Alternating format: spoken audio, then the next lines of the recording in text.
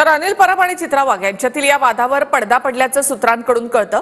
विधानसभा अध्यक्षांच्या दालनामध्ये मुख्यमंत्र्यांसोबत झालेल्या बैठकीनंतर वादावर पडदा पडल्याचं कळतं। दोन्ही पक्षाच्या नेत्यांनी आपापल्या आमदारांना समज द्यावी, वैयक्तिक टीका टाळत मुद्देनिहाय चर्चा करा असा निर्णय झाला। बैठकीमध्ये परब, अंबादास दानवे, चंद्रकांत पाटील हे देखील उपस्थित होते। वाद मिटल्यावर सभापतींच्या दालनामध्ये डिनर डिप्लोमसी सुद्धा झाली।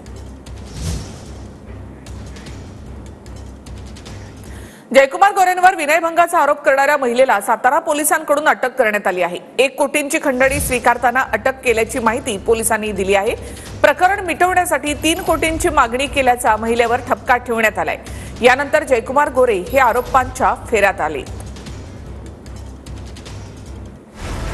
गोरेंवर विनयभंगाचा आरोप करणारी महिला अटकेत। जयकुमार गोरेंवर विनयभंगाचा आरोप करणाऱ्या महिलेला पोलिसांनी अटक केली आहे। प्रकरण मिटवण्यासाठी महिलेनं जयकुमार गोरेंकडे 3 कोटींची मागणी केली होती। त्यातील 1 कोटी रुपये घेताना त्या महिलेला सातारा पोलिसांनी अटक केली। महिलेनं जयकुमार गोरेंकडे खंडणी मागितली असा आरोप ठेवण्यात आलाय। 1 कोटी देण्या इतकं त्या महिलेकडे नेमकं काय होतं असा सवाल रोहित पवारांनी विचारलाय। तर त्या महिलेच्या पिशवीत पैसे टाकण्यात आले का असा संशय सुप्रिया सुळेंनी व्यक्त केलाय। 1 कोटी रुपये दिले कशाला?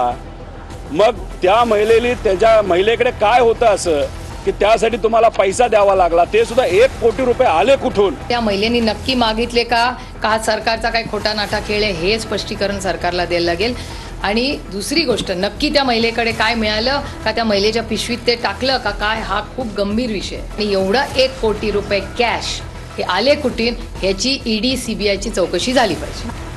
महिलेला अटक झाल्यानंतर कायद्याचा गैरवापर सुरू झाल्याची टीका संजय राऊतांनी केली आहे।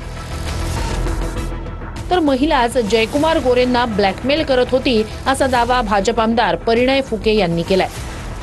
ज्या प्रकारे तुषार खरातला अटक केली त्याच प्रकारे त्या महिलेला अटक केली। कायद्याचा पूर्णपणे हा गैरवापर आहे, मिसयूज ऑफ पॉवर।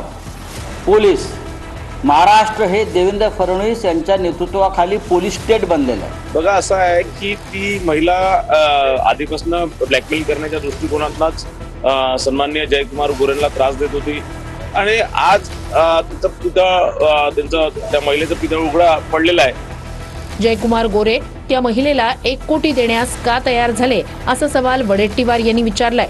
दाल में कुछ काला है असं म्हणत वडेट्टीवार यांनी शंका उपस्थित केली। त्यावर जयकुमार गोरे निर्दोष असतील तर ते सही सलामत बाहेर पडतील असं स्पष्टीकरण मंत्री पंकज भोयर यांनी दिलंय। नागळ फिरतो, कोणी उघड फिरतो, कोणी काही बोलतो, कोणी कसाही वागतो। कशामुळे 3 कोटी मागितली आणि कशामुळे याने 1 कोटी देण्याचं हे केलं आणि कशामुळे ती ब्लॅकमेल करत होती?